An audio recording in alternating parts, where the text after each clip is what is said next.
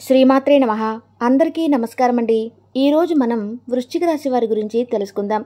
September నెలలో 18, 19, 20, 21 ఈ 4 రోజుల్లో మీ జీవితంలో ఏం జరగబోతుంది, మీరు ఎటువంటి శుభవార్తలు వినబోతున్నారో అనేటువంటి పూర్తి వివరణ ఈరోజు మనం ఈ వీడియో ద్వారా తెలుసుకుందామండి.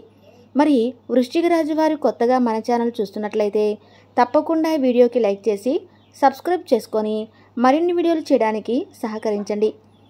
మరి వీడియోను చివరి వరకు చూస్తేనే మీకైతే పూర్తిగా అర్థమవుతుంది. ఈ రాశికి ఈ గ్రహ ప్రభావం వలన మీరు భౌతిక సుఖాలు, కళలు, సంగీతం, అందం పట్ల ఎక్కువ ఆసక్తి చూపిస్తారు.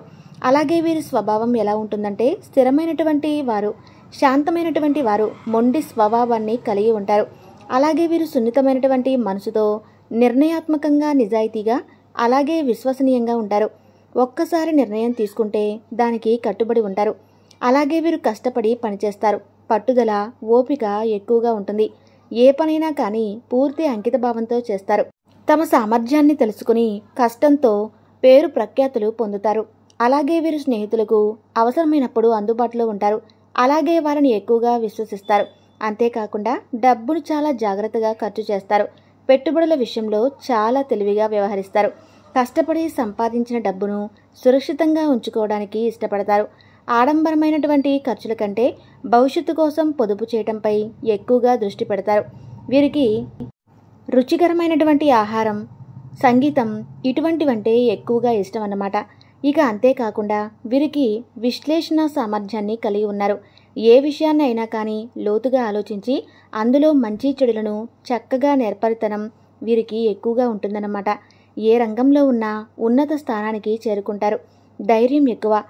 ఎంత సమస్య వచ్చినా, వీరి మీద పడినా, కొండంత కష్టం ఎదురైనా బెదిరిపోరు. వెనుకడుగు వేయరు. ధైర్యంగా సమస్యను ఎదుర్కొని నిలబడతారు. ఎలా పరిష్కరించాలా అని ఆలోచిస్తారు. అంతేకాని కృంగిపోయి కూర్చోరు. ఇది వీరిలో ఉన్నటువంటి గొప్ప లక్షణం. ఇక చిన్నప్పటి నుండి కష్టాలు ఎక్కువగా వీరి జీవితంలో ఎత్తు పల్లాలను చూసి పెరిగారు. జీవితంలో ఎప్పుడూ కూడా వీరికి పూలపాన్పులైతే లేవండి. ముళ్ళబాటలోనే వీరి ప్రయాణం ఎక్కువగా సాగింది. ఎన్నో బాధలు, అవమానాలు, నిందలు మోస్తూ వచ్చారు. వాటన్నిటినీ ఒక అనుభవంగా మార్చుకున్నారు. జీవితంలో బాగా డబ్బు సంపాదించాలి, ఉన్నతమైనటువంటి స్థితికి చేరుకోవాలి, సమాజంలో గౌరవంగా బ్రతకాలి అనే తపన వీరికి బలంగా ఉంటుంది. కుటుంబాన్ని సుఖపెట్టాలి, ఏ లోటు రాకుండా చూసుకోవాలని అందరికీ ఉంటుంది. వీరిది కూడా ఒక జీవిత ధ్యేయం. అహర్నిశలు కూడా శ్రమిస్తారు. కుటుంబ బరువు బాధ్యతలు కూడా ఎక్కువగా ఉంటాయి. తరచూ చిన్న వయసులోనే ఆ బాధ్యతలు వీరి మీద పడినప్పటికీ ఎంతగానో కష్టపడ్డారే కానీ బాధ్యతలు ఎక్కడూ కూడా విడిచిపెట్టలేదు. వీరి సంతోషాలను కూడా త్యాగం చేస్తారు. అయినా కూడా వీరికి జీవితంలో ఖచ్చితంగా ఒక మంచి దశ కోసం ప్రయత్నిస్తున్నారు. ఆ దిశ అనేది ప్రారంభమైనట్లేనండి. ఎందుకంటే మీకు ఏ పని చేసినా కూడా అనుకూలంగా రావటం లేదని చెప్పి ఎప్పుడూ కూడా మీరు నిరుత్సాహపడ్డారు కదా.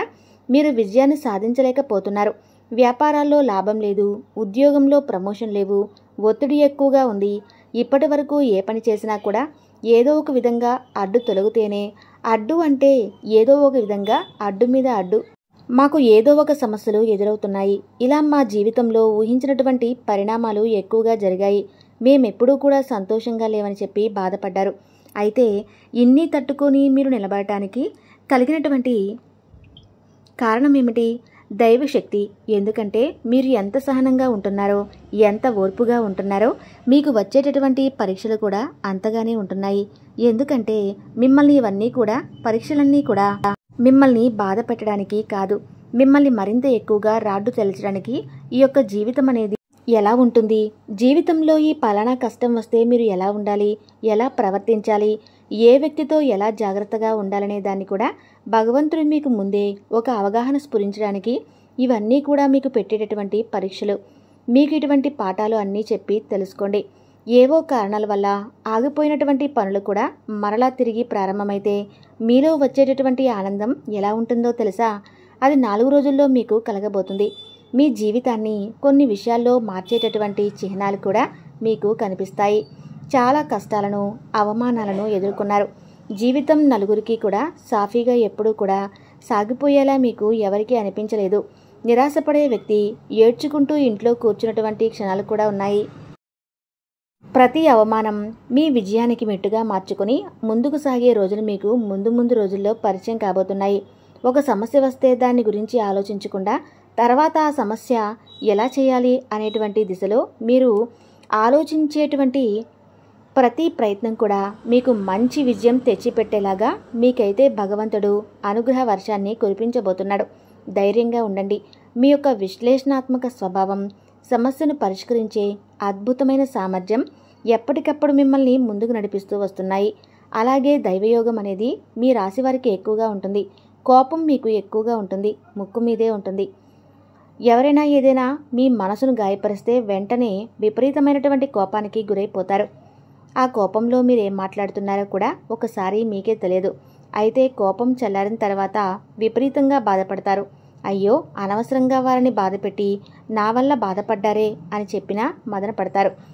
ఇక కోపం ఎంత ఎక్కువగా ఉంటుందో ప్రేమ కూడా అంతకు మించి ఉంటుంది. మీకు అందరితో ప్రేమగా ఆప్యాయంగా మాట్లాడతారు. అందరూ బాగుండాలని కోరుకుంటారు. మీ మనసు వెన్నెలంటది, కానీ పైకి గంభీరంగా కనిపిస్తారు. జీవితంలో ఎవరినీ ఉద్దేశపూర్వకంగా మోసం చేయరు. మీది మంచితనం. కొంతమంది అయితే మిమ్మల్ని ఎప్పుడూ కూడా మోసం చేస్తూ ఉంటారు. ఇక కష్టాల్లో ఉన్నప్పుడు ఎవరూ కూడా సహాయం చేయడానికి ముందుకు రాలేదు. పైగా నా అనుకున్న వాళ్ళే మిమ్మల్ని అర్థం చేసుకోకుండా మిమ్మల్ని ఇప్పుడు దూరం పెట్టినటువంటి రోజులు కూడా ఉన్నాయి. ఈ అనుభవాలన్నీ కూడా మిమ్మల్ని రాడ్డు తేల్చేసేయండి. ఎంత అదృష్టవంతులో అంతకు మించినటువంటి కష్టజీవులు మీరు. చిన్న వయసు నుండి బాధ్యతలు మీద పడ్డాయి. కష్టాలు అనేవి నీడలా మిమ్మల్ని వెంటాడుతూ వచ్చాయి. అయినా కూడా భగవంతుడు ఒక్కడే మీకు అండగా నిలిచాడు. భగవంతుడి శక్తి మిమ్మల్ని కంటికి రెప్పలా కాపాడుకుంటూ వస్తుంది. మరి రాబోయే 4 రోజులు దైవానుగ్రహం మీ మీద రెట్టింపు స్థాయిలో కనిపిస్తుంది. అందువల్లే ఇంట్లో ప్రశాంతమైనటువంటి వాతావరణం, ఉద్యోగంలో కొన్ని మార్పు చేర్పులు కూడా కలగబోతున్నాయి. మునుపెన్నడూ చూడనటువంటి ప్రశాంతమైనటువంటి రోజులుగా ఈ 4 రోజుల్లో మీకు ఒక మంచి ప్రశాంతంగా అనిపించేటటువంటి భావన కలుగుతుంది. అనారోగ్య సమస్యలు ఇవన్నీ కూడా మిమ్మల్ని తరచూ కూడా ఏదో ఒక దీర్ఘకాలిక సమస్యలైతే బాధ పెడుతూ ఉండవచ్చేమో, కానీ ఈ 4 రోజుల్లో కాస్త ఉపశమనం కలుగుతుంది. మీ జీవితంలో ఎన్నో అద్భుతమైనటువంటి మార్పులు కూడా సంభవిస్తాయి. గ్రహాలకు రాజైనటువంటి సూర్యభగవానుడు మీ మీద అనుగ్రహాన్ని, వర్షాన్ని కురిపించబోతున్నాడు. అలాగే మీ ఇష్టదైవం, కులదైవం, అలాగే మీరు నమ్ముకున్నటువంటి ప్రతి ఒక్క భగవంతుడు, అలాగే పంచభూతాలు మీకు తోడుగా ఉండబోతున్నాయి. అయితే ముఖ్యంగా మీరు ఆదివారం నాడు కొన్ని నియమాలను పాటిస్తే మీ జీవితంలో ఎటువంటి మార్పులన్నీ కూడా చెప్పుకోవచ్చు.